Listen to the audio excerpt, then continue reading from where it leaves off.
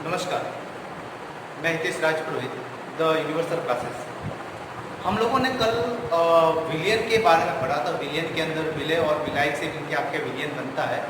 और विलियन के अंदर हम लोगों ने कल पढ़ा था कि उसकी जो प्रावस्था क्या होनी चाहिए, विलय और विलायक की प्रावस्था क्या हो, उसके लिए मैंने आपको कल उदाहरण भी दिए थे। और उससे आगे कल हमने आगे पढ़ा था कि सांद्रता क्या होती है और सांद्रता को मापने की इकाई क्या क्या होती थी, जिसमें हम लोगों ने कल पढ़ा था मोल अंश। तो मोल अंश भी मैंने आपको बता दिया था कि विलय के मोलों की संख्या एवं विलयन के मोलों की संख्या का जो अनुपात होता है उसको हम बोलते हैं मोल अंश। ठीक है, तो यहाँ पर विलय का और विलायक के दोनों का मोल अंश निकाला जाता है, मोल फ्रैक्शन निकाला जाता है। एक्स ए और एक्स बी किस प्रकार निकालता है वो हम लोगों ने कल सीखा था। चलो आज हम आगे बढ़ते हैं। सांद्रता की कुछ और इकाइयाँ है। सांद्रता का इकाई नेक्स्ट मैंने कल बोर्ड में लिखा था मोलरता। मोलरता मैंने कल डेफिनेशन इसलिए पहले लिख के रखता हूँ ताकि टाइम वेस्ट नहीं हो। यार ये नहीं कि मेरे को डेफिनेशन याद नहीं, डेफिनेशन मुझे क्लियर है कि डेफिनेशन के हिसाब से होता था मोलरता क्या होता है। मोलरता का मतलब होता है विलियन में घुले हुए मोलों की संख्या का, विलयन के अंदर घुले हुए मोलों की संख्या को मोलरता कहते हैं। ठीक है, जैसे मैंने कल आपको डेफिनेशन बताई थी उसके हिसाब से बता रहा हूँ कि जैसे यहाँ पर ए और बी दो तत्व आप लोगों को, यहाँ पर इसको मान लो विलायक और इसको मान लो आप लोग विलय, और दोनों से जो मिलके बनता है वो है आपके विलियन। विलियन आप लोगों के जैसे ए और बी मिलके बनता है, यहाँ पर मैंने लिख दिया है। यहाँ पर जैसे इसके मोलों की संख्या मैंने आपको बता दी थी। मोलों की संख्या आप क्या मानेंगे, यहाँ पर इसके मोलों की संख्या मान लो Na और यहाँ पर इसके मोलों की संख्या मान लो Nb। तो इन दोनों से मिलकर बनता है Na प्लस Nb। विलयन के मोलों की संख्या क्या देंगे, Na प्लस Nb। ठीक है, यहाँ पर एक और चीज मैं बता रहा हूँ, इसका जो बाहर है Wa मान लो, इसका मोलर भार मान लो Wma, इसका भार मान लो आप लोग Wb और इसका मोलर भार मान लो Nb। ये भार है और ये अनुभार है। ठीक है, और ये आपके मोलों की संख्या मैंने आपको पहले भी बता चुका, मोलों की संख्या। चलो मोलरता की डेफिनेशन मैंने क्या बोला, विलियन के अंदर घुले हुए विलियन के अंदर मतलब 1 लीटर विलियन के अंदर घुले हुए 1 लीटर विलियन के अंदर घुले हुए मोलों, विलय के मोलों की संख्या को क्या बोलते हैं, मोलरता कहते हैं। चलो तो यहाँ पर डेफिनेशन में को डिस्क्राइब करता हूँ। देखो मोलरता को मैं यहाँ पर डिनोट करता हूँ कैपिटल N से डिनोट करता हूँ। किससे डिनोट करता हूँ, कैपिटल N। चलो कैपिटल N बराबर, अब जैसे मैंने बोला है विलय की मोलों की संख्या मान लो यहाँ पर आप लोगों के Nb, विलय की मोलों की संख्या Nb बटे 1 लीटर विलियन मान लो इसका आयतन, माना आयतन विलियन का आयतन मान लो इसका V। तो V लीटर के अंदर आपको घुले हुए विलय के मोलों की संख्या क्या कहलाती है, मोलरता कहती है। ये डेफिनेशन है। अब मैं यहाँ पर देखो, हमको पता है वी नो दैट कि हम जानते हैं कि Nb बराबर क्या होता है, भार बटे अनुपात। भार क्या है यहाँ पर आप लोगों के Wb और अनुपात क्या है आप लोगों के Nb, भार बटे अनुपात। चलो मैं इस भार बटे अनुपात को मैं इस फॉर्मूले के अंदर पुट अप करता हूँ, N = Wb upon Nb into 1/V litre. ठीक है, V लीटर लिखा है ना कि मैंने ml लिखा है, लीटर लिखा हुआ है। ठीक है, अब हमको पता होना चाहिए कि 1 लीटर के अंदर आपका कितना ml होता है, 100 ml होता है। ठीक है, 1 ml के अंदर कितना होगा, लीटर कितना होगा, 1 ml के अंदर लीटर कितना होगा, 1/1000 लीटर। ठीक है, और तो V ml में कितना होगा, आप ऐसे करते हो, मैथ्स के स्टूडेंट जानते होंगे जिनको पता है कि हमको V ml आएगा, ये होता है। मतलब मुझे ml लिखना है, V ml लिखना है, तो V ml लिखने के लिए क्या करूंगा मैं, V/1000 इंटू V ml लिखना है। ठीक है, तो मैं क्या करता हूँ यहाँ पर लीटर की जगह पर, अगर मुझे लीटर में है और उसको मुझे ml में लिखना है, तो ml में लिखने के लिए मैं क्या करूँगा, यहाँ पर लीटर की जगह आपके ml लिख दूंगा। देखो M बराबर Wb/Mb इंटू 1/, देखो V ml तो है, ये V ml तो आ जाएगा, और अपन 1000 आएगा तो 1000 चला जाएगा ऊपर। तो इस प्रकार से आप लोग मूलरता का फॉर्मूला डिस्क्राइब कर सकते हो। ठीक है, तो मूलरता का फॉर्मूला आपके आगे, ये WB क्या है, विलय का भार, MB क्या है, विलय के विलय पदार्थ का मोलर भार इंटू 1000, और ये आपका आयतन किस में आ जाएगा, ml में आ जाएगा। ठीक है, इस प्रकार से हम मूलरता का फॉर्मूला डिस्क्राइब कर सकते हैं, बहुत इजी ट्रिक है। उसके बाद हम देखते हैं आपके मूलरता क्या होती है। मूलरता क्या होती है, देखो मूलरता सेकंड जो आप लोगों का थर्ड है मूलरता, थर्ड आपके है मूलरता। मूलरता को हम डिनोट करते हैं स्मॉल m से और इसको कैपिटल M से ध्यान रखना। ठीक है, मूलरता आप लोगों के मोलरिटी का मतलब होता है, इसको हम किलोग्राम के अंदर होता है। ठीक है, तो 1 किलोग्राम विलयन में 1 किलोग्राम विलायक में विलय मोलों की संख्या को हम क्या कहते हैं, मोलरता कहते हैं। तो 1 किलोग्राम, चलो मैं यहाँ पर आपको वैसे इसकी जैसे समझाता हूँ। ठीक है, अब यहाँ पर आप लोगों का इसको माना, चलो यहाँ पर A और B, जिससे आप लोगों के क्या बनता है, A और B विलयन बनता है। A क्या है आप लोगों के, A क्या है विलायक और B क्या है विलय, और जिससे क्या बनता है विलयन। ठीक है, होगा वो Na NB Na plus NB मोलों की संख्या। हाँ लिखो WA WB, ठीक है, और इसका WA प्लस WB होगा। ठीक है, अनुपात Na NB Na plus NB।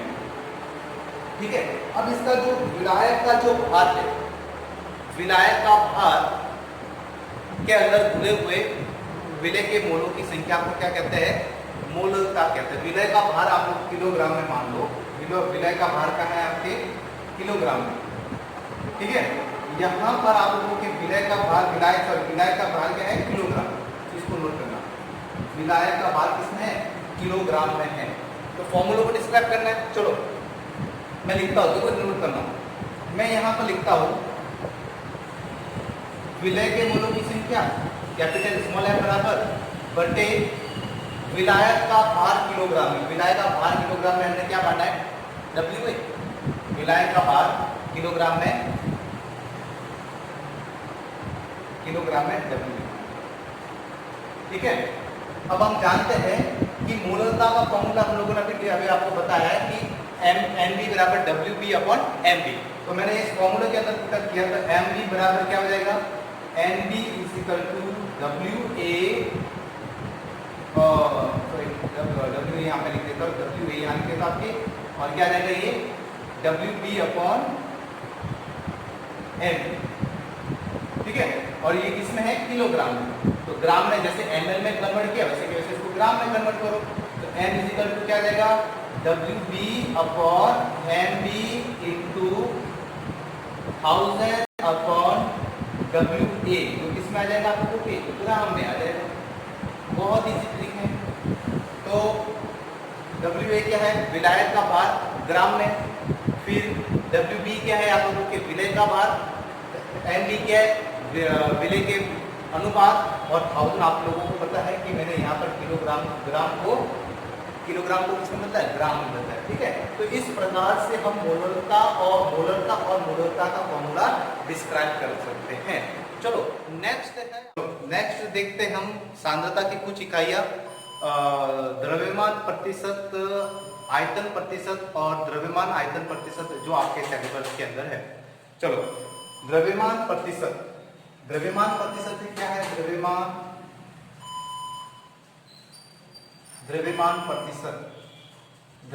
प्रतिशत के अंदर हम लोगों को पता है कि जो द्रव्यमान आपको यहाँ पर लिया जाएगा वो ग्राम में लिया जाएगा।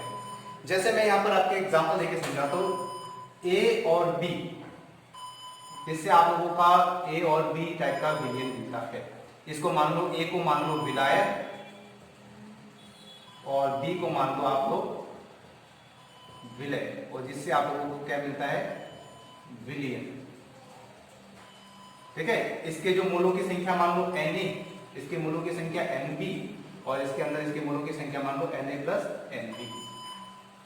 ठीक है, इसका जो भार है आप उसको मान लो NWA WB, जिससे आपके क्या बन जाएगा WA प्लस WB। ठीक है, और मोलर भार तो यहाँ पे इसका कोई काम नहीं है और मोल संख्या का भी यहाँ पर कोई काम नहीं है, तो भी मैंने आपको बता दिया। अब इसका जो द्रव्यमान प्रतिशत का जो सूत्र है क्या है कि द्रव्यमान प्रतिशत को हम डिनोट करते हैं कि small w upon capital W। इसको प्रतिशत इस प्रकार से डिनोट करते हैं। इसका जो फॉर्मूला है कि विलय का भार बटे विलयन का भार, ये इसका फॉर्मूला। द्रव्यमान प्रतिशत का जो सूत्र है वो आपके क्या है, किताब में देखना कि विलय का भार बटे विलयन का भार, वो भी दोनों किस में है, ग्राम में। ध्यान रखना, किलोग्राम में कभी नहीं लिया जाएगा। किलोग्राम में दिया तो उसको ग्राम में बदलो। फिर इसको परसेंटेज में बदलना है तो यहाँ पर 100 क्या करना आपको 100 से मल्टीप्लाई करना है। ठीक है, तो यहाँ पर इसका फॉर्मूला क्या बना, लैंग्वेज में आप देख सकते हो, विलय का भार और विलयन के भार का जो अनुपात होता है उसको हम क्या बोलते हैं, द्रव्यमान प्रतिशत। ठीक है, और द्रव्यमान प्रतिशत का एग्जांपल भी है, वो एग्जांपल मैं आपको बाद में बताऊंगा। नेक्स्ट है आपके ये जो आपकी सांद्रता की इकाई थी वो कौन सी थी, चौथी। उसके बाद सांद्रता की जो इकाई है नेक्स्ट है आपके आयतन प्रतिशत। नेक्स्ट कौन सी आपके, आयतन प्रतिशत।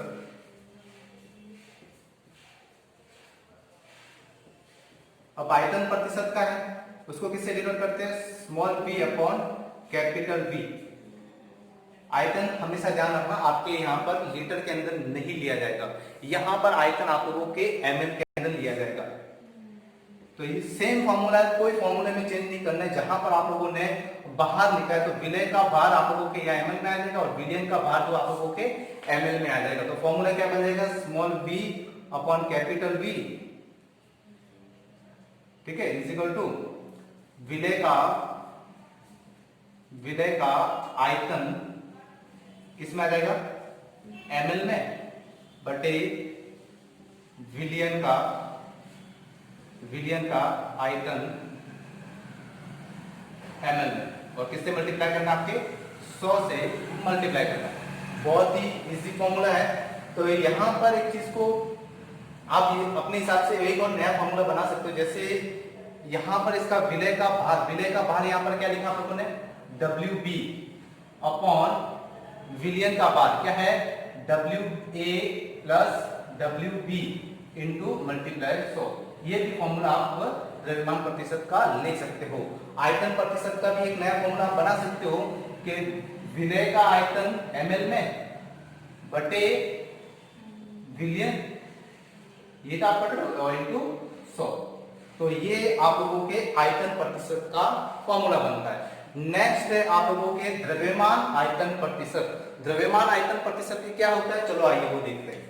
द्रव्यमान आयतन प्रतिशत, यहां पर आप लोगों को विलयन को तो लिया जाएगा आयतन में और विलय को लिया जाएगा ग्राम में, तो वो आपके द्रव्यमान आयतन प्रतिशत का सूत्र बनता है। द्रव्यमान आयतन प्रतिशत जो आप लोगों के चौथी, पांचवी, छठी इकाई सांद्रता की जो द्रव्यमान आयतन प्रतिशत, जिसको हम डिनोट करते हैं स्मॉल w अपॉन v, प्रतिशत में इसको लिखा जाता है द्रव्यमान आयतन प्रतिशत। ठीक है, इसका सूत्र क्या बनता है, विलय का भार